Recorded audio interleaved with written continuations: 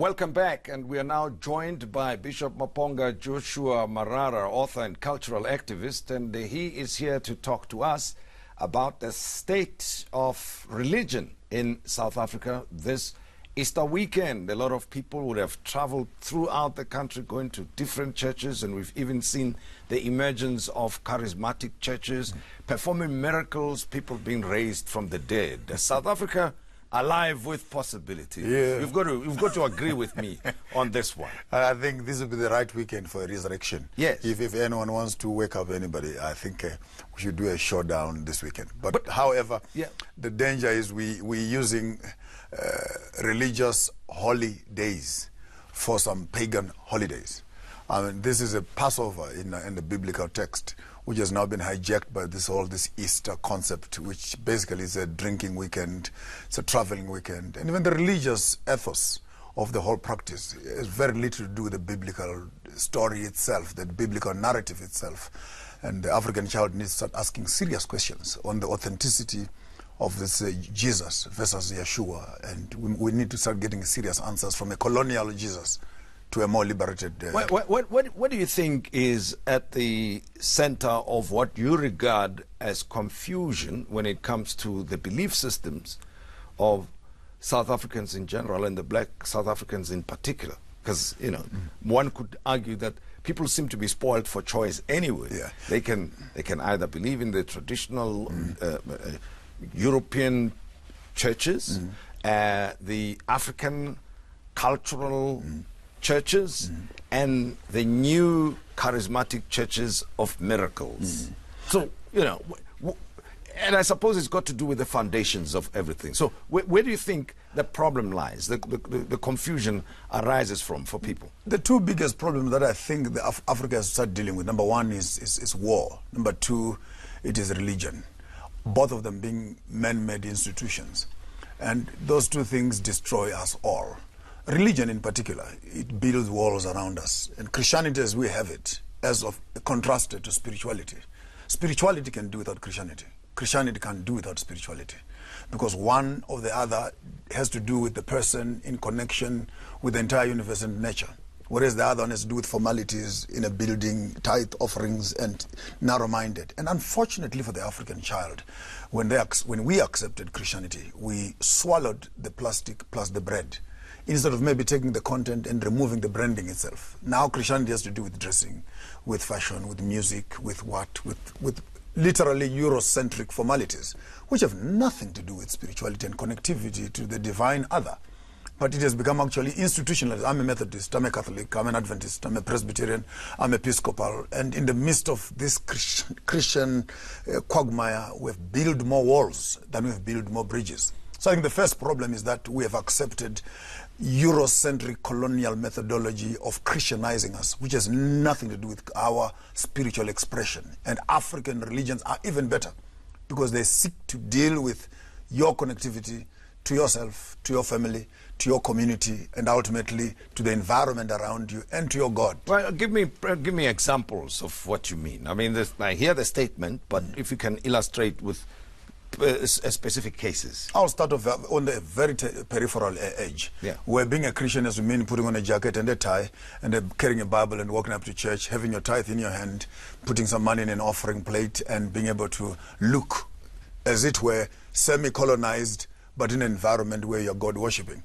And if you should pick up a Zulu, a Xhosa, or a Pedi, or Tswana, and they come in as they are, from their own traditional corners, into the Christian environment, most likely all the elders are going to be sitting aside for a committee to say, can we help this guy to move him from there? So it almost seems like for you to become Christian, you need to lose yourself first. We need to flush you off, Modise, from being culturally you. And we clear off everything that is local and ethnic. And so churches for me have become an initiation center for colonialism, because basically you're not allowed to come in there and express yourself as you are, except maybe for Shembe and a little bit of some other indigenous churches. But as for the rest of us, both from music and expression, tithe and offerings, has nothing to do with improving and developing the African you child. talk about, you know, we mentioned Shembe Church, the ZCC, for instance. Where would they fall in this in this categorization? I will not be very free to castigate and lacerate churches. But if you look at, it's one thing to say we're worshiping a white Jesus in black clothes. It's another thing to say we're worshiping a white Jesus in black clothes. It's another thing to say we're worshiping a black Jesus in black clothes. So I see quite a bit of division right there. That when you deal with colonialism, our education has been colonized. Our economics has been colonized. Our fashion has been colonized. Our religion, even our God, has been colonized. That's what it is all about. My God is stronger than you. That's why I'm overpowering you. And the one who has the economics determines the religion of the people. So when you say we are spoiled for choices, I pick that with a pinch of salt. Poor people don't have much choices, do they? Well, I'm saying spoiled for choice because people choose, you see, and they are free to do so. And even when they are free to reconsider their options, they still choose the way they do. For instance, as I referred to, the story that you're familiar with, where a pastor allegedly raised somebody from the dead, and women have been told that for a fee they can be assisted to find appropriate husbands, and that businesses can be improved. All sorts of things are happening, and it's not only those churches. There are different churches which you say should be decolonized, and people go freely. So there's no one who's compelling people to go to these churches. There is this famous statement which people love using: Jesus is the answer. I have come up on a contrary to ask, what is the question?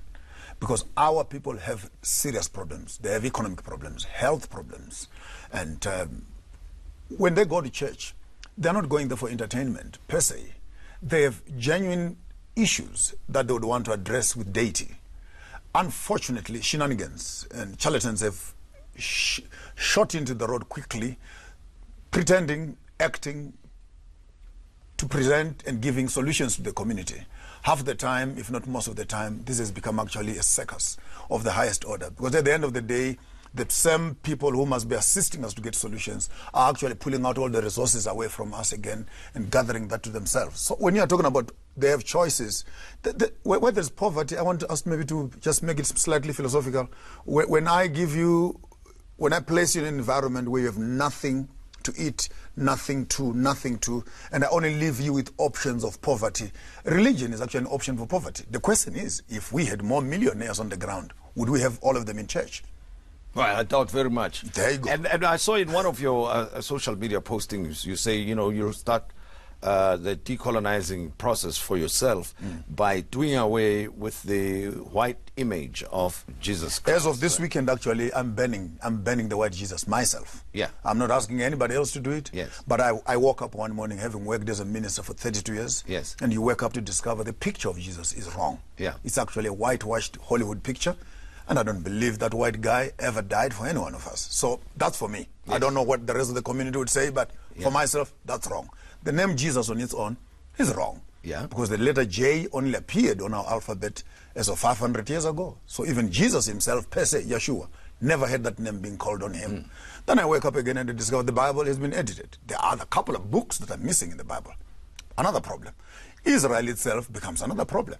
Because they never went anywhere in a boat and they were never sold as slaves anywhere. As the Bible identifies the Israelites, that they were going to be taken across the seas, they're going to be beaten up, and they're going to be thrown around with buttocks hanging outside, they'll be sold as slaves. Now tell me which nation on the face of the earth fits that description, except for the black people. So when you begin to look at the biblical text more critically, you begin to see the whole colonial facade falling off, that actually the 13th tribe, a book which I can recommend, which was done by Ford, must be read, that the whole concept of the Hebraic Israeli concept, that the Israel are these white guys who are rolling their hands on their side, is not altogether true. The whites have never been Jewish. For all practical purposes, North Africa is not a home for the white people. They have been Europeans. It's only when they went through the civilizations in Europe and into Russia and etc., when they came back through the United Nations in the 1960s, then a state was established, but there's no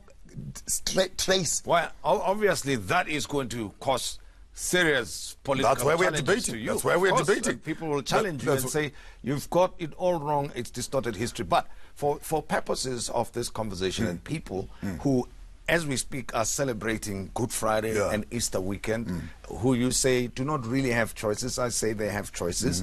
What do you say to them? If they are listening to you and they believe what you're saying, they say, okay, what must we do now? Because we don't have any option. It looks like people are stuck. You've been eating a beautiful story, I can tell you. Me and you, we go and buy some apples in a shop. We come here during the light, we eat the first apple, we find out there are worms inside.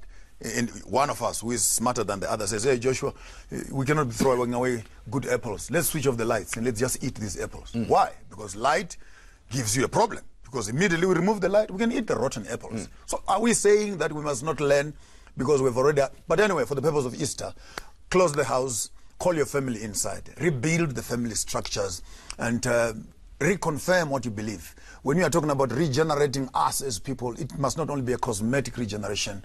Start putting a savings plan for your money. Start doing forgiveness ceremonies in your houses. Work on building relationships around your own families. Visit your own children that you've made in the whole bushes around. And let not be for celebrating some foreign little white guy with blue eyes whom you claim to be Jesus, who died on a cross. I'm still waiting for a white man to die for black people.